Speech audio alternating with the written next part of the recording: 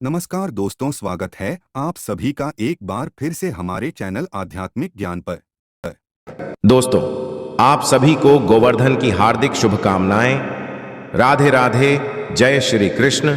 आज की जो वीडियो का विषय बहुत ही सुंदर है। आज मैं आप लोगों को गोवर्धन पूजा संबंधित संपूर्ण जानकारी बताऊंगा और इस वीडियो में बताऊंगा कि गोवर्धन पूजा के दिन हमें गौ माता को क्या खिलाने से हमारे घर में अचानक धन की प्राप्ति होती है, तथा गोवर्धन पूजा संबंधित संपूर्ण जानकारी इस वीडियो में बताऊंगा।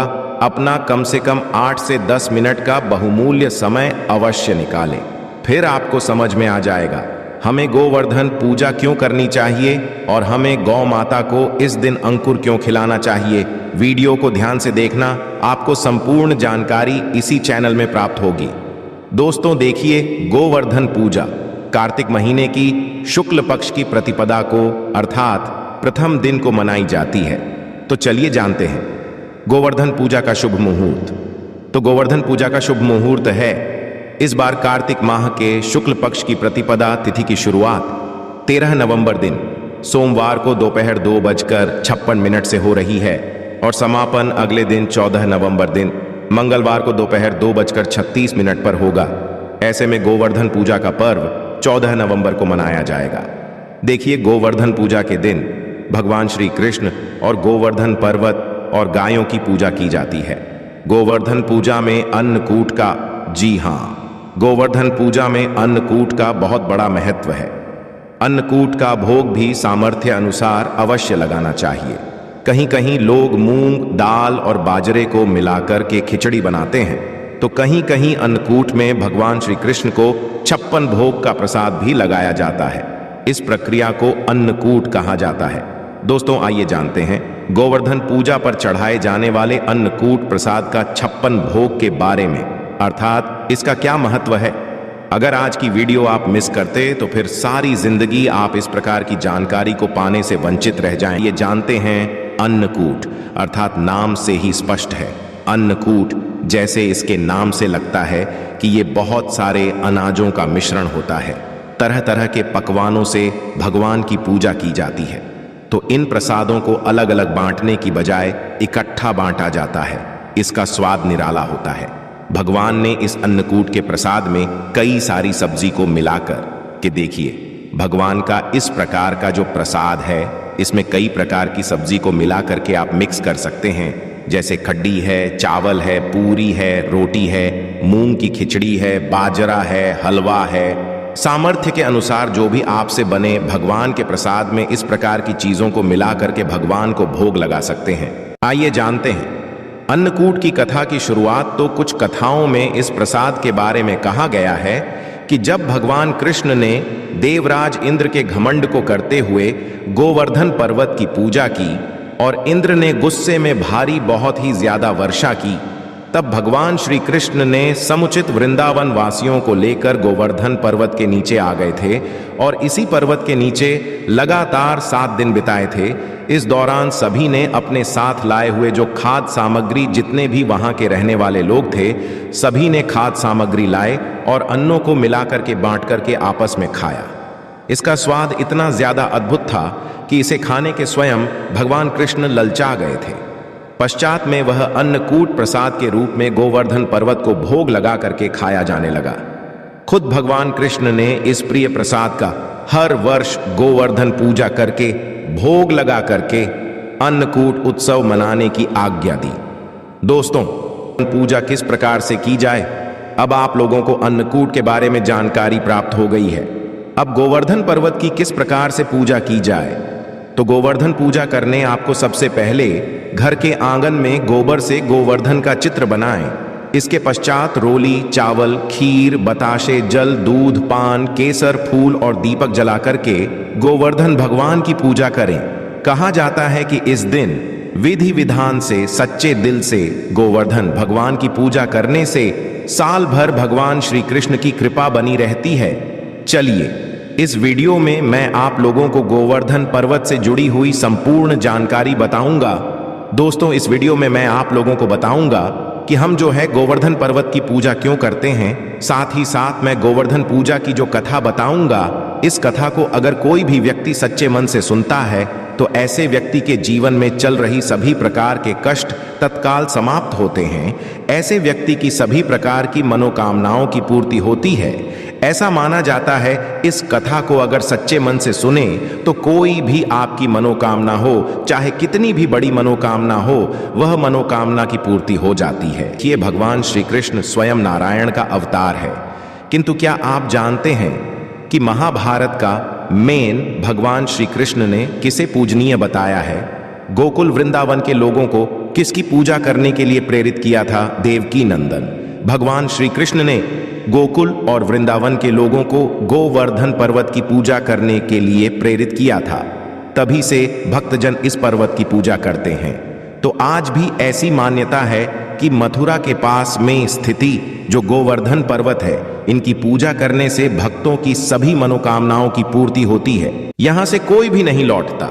इसी वजह से यहां हमेशा ही भक्तों का देखना, जो गोवर्धन पर्वत है वहां पर काफी भीड़ लगी रहती है। तो आइए इस वीडियो में जानते हैं वास्तव में हम जो गोवर्धन पूजा किस प्रकार से घर में निर्मित करते हैं। सभी दर्शकों को जानकारी प्राप्त हो चुकी है। अब इनकी पूजा क्यों होती है, इनकी पूजा होने के पीछे क्या कारण है? तो गोवर्धन पर्वत की ऊंचाई आपने देखी होगी, आज से काफी पहले काफी दिखाई देते थे, किंतु हजारों साल पहले ये बहुत ही ऊंचा था, विशाल पर्व था और इस पर्वत की ऊंचाई लगातार घटती जा रही है। इस संबंध में शास्त्रों में एक कथा बताई है। इस कथा के अनुसार गोवर्धन पर्वत को तिल तिल करके घटने के लिए एक ऋषि ने श्राप दिया था। श्री कृष्ण ने गोवर्धन पर्वत को भगवान का रूप बताया है और उसी की पूजा करने के लिए सभी भी को प्रेरित किया था। आज भी गोवर्धन पर्वत चमत्कारिक रूप से, पूर्ण रूप से, चमत्कारिक रूप से भरा हुआ है। सभी प्रकार के लोगों की इच्छा को पूर्ण करता है। गोवर्धन पर्वत की करने वाले हर व्यक्ति को जीवन में कभी भी पैसों की कमी नहीं होती। साथ ही साथ गोवर्धन पूजा करने वाले लोगों को भी पैसों की कमी नहीं होती। ऐसा माना जाता है कि महाभारत काल में गोवर्धन पर्वत की ऊंचाई करीब 30,000 मीटर थी, जबकि वर्तमान में यह पर्वत करीब 30 मीटर ऊंचा ही रह गया है। गोवर्धन पर्वत की ऊंचाई लगातार घटती जा रही है। इस संबंध में गर्भ संहिता में एक कथा बताई है। दोस्तों, कथा के अनुसार भगवान श्री कृष्ण ने अवतार लेने के पूर्व राधा जी से भी पृथ्वीलोक में साथ चलने के लिए निवेदन किया था। इस पर राधा जी ने कहा कि मेरा मन पृथ्वी पर वृंदावन, यमुना और गोवर्धन पर्वत के बिना नहीं लगेगा। यह सुनकर श्री कृष्ण ने अपने हृदय की ओर दृष्टि डाली, जिससे एक तेज निकला और राजभूमि पर जाकर के गिरा। यही तेज पर्वत के रूप में परिवर्तित हो गया। शास्त्रों के अनुसार यह पर्वत रत्नमय झरने, कदम आदि वृक्षों से सुशोभित है और अन्य सामग्री भी इसमें उपलब्ध थी। इसे देखकर राधा जी बहुत हुई और तथा भगवान श्री कृष्ण के साथ उन्होंने भी पृथ्वी पर अवतार धारण किया है। और भी इसकी कुछ रोचक भरी कथा। एक कथा के अनुसार भगवान श्री कृष्ण की प्रेरणा से शालमित द्वीप ने द्रोणाचल की पत्नी के गर्भ से गोवर्धन का ध्यान से सुनिएगा। भगवान श्री कृष्ण की आज्ञा के कारण ही शालमिक द्वीप में द्रोणाचल की पत्नी के गर्भ से गोवर्धन का जन्म हुआ। ध्यान से सुनना। भगवान के जन्म से वृंदावन जो यमुना है वो बहुत ही खुश थी। गोवर्धन को भगवान का रूप ही जान करके सुमेर है, हिमालय है, जितने भी पर्वत है ये सब ने गिरिराज बना करके जो गोवर्धन पर्वत है, इनकी पूजा की। एक समय तीर्थ यात्रा करते हुए पुलिस जी आर्षि गोवर्धन पर्वत के समीप पहुंचे। पर्वत की सुंदरता देख करके अर्षि मंत्रमुग्ध हो गए तथा द्रोणाचल पर्वत से निवेदन किया कि मैं काशी में रहता हूं, आप अपने पुत्र गोवर्धन को मुझे दे दीजिए, मैं उसे काशी में स्थापित करके रहकर पूजा करूंगा। द्रोणाचल, देखिए द्रोणाचल पुत्र वियोग से व्यतीत हुए, किंतु गोवर्धन पर्वत ने कहा कि मैं आपके साथ में चलूंगा, किंतु मेरी एक शर्त है, आप मुझे जहां रख देंगे मैं वहीं स्थापित हो जाऊंगा। कुलातस जी ने गोवर्धन पर्वत की यह बात मान ली। गोवर्धन पर्वत ने आर्षि से कहा कि मैं 2 योजन ऊंचा एवं 5 योजन चौड़ा हूं, आप मुझे काशी कैसे ले जाएंगे? तब पुलात जी ने कहा कि मैं अपने तपोवन से तुम्हें अपनी हथेली पर उठाकर ले जाऊंगा। तब गोवर्धन पर्वत आर्षि के साथ चलने के लिए सहमत हो गए। रास्ते में ब्रज आया उसे देखकर गोवर्धन की पूर्व स्मृति जागृत हो गई। कृष्ण राधा जी के साथ यहां आकर के बाल्यकाल और किशोर कल की बहुत से लीलाएं करेंगे। ये सोचकर गोवर्धन पर्वत पुलास्य अर्शी के हाथों में और अधिक भार हो गया, जिससे अर्शी को विश्राम करने की आवश्यकता महसूस हुई। दोस्तों, इसके पश्चात अर्शी ने गोवर्धन पर्वत को ब्रज में रख करके विश्राम करने लगे। अर्शी ये बात भूल गए कि उन्हें गोवर्धन पर्वत को कहीं रखना नहीं था। कुछ देर पश्चात अर्शी पर्वत को वापस उठने लगे, किंतु गोवर्धन ने कहा कि राशिवर, अब मैं यहां से कहीं नहीं जा सकता। मैंने आपसे पहले ही आग्रह किया था कि आप मुझे जहां रख देंगे मैं वहीं स्थापित हो जाऊंगा। तब पुलाग जी उसे ले जाने की हट करने लगे, किंतु गोवर्धन वहां से नहीं हिले। तब अर्शी ने उसे श्राप दिया कि तुमने मेरे मनोरथ को पूर्ण नहीं होने दिया, अतः आज से प्रतिदिन तिल तिल कर तुम्हारा क्षरण होता। फिर एक दिन तुम पूर्णता धरती में समाहित हो जाओगे।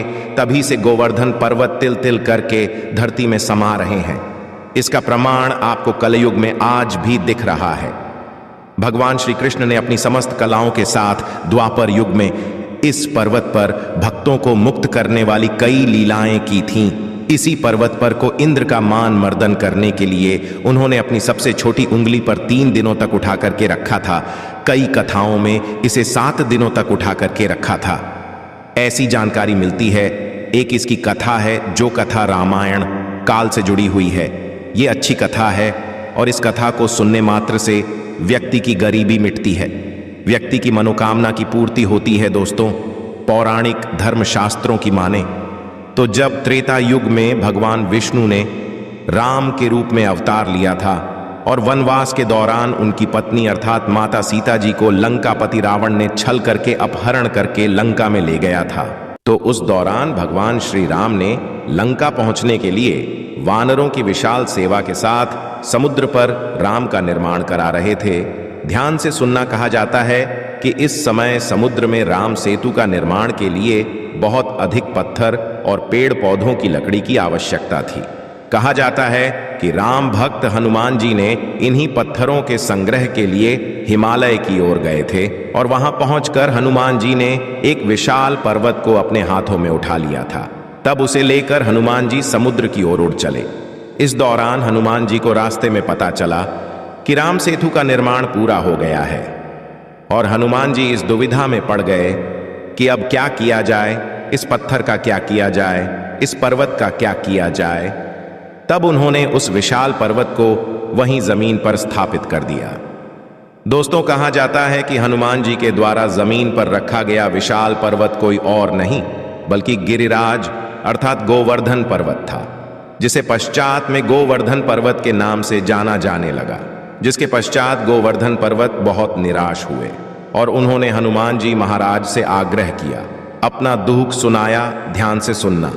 गोवर्धन पर्वत ने कहा कि हे भक्त शिरोमणि हनुमान जी महाराज, मैं प्रभु श्री राम के ही ना काम आया और ना ही अपने स्थान से जुड़ सका। जी हाँ, ना मैं प्रभु राम के काम आया, क्योंकि समुद्र जो है बन चुका है, और ना मैं अपने स्थान से जुड़ा रह सका, अर्थात मैं अपने माता पिता से विलग्न हो गया। और जो है इस प्रकार से प्रार्थना करते हुए गोवर्धन पर्वत निराश हो गए। निराश देखकर के हनुमान जी महाराज को बहुत ही दया आई, क्योंकि हनुमान जी महाराज बहुत ही दयालु थे।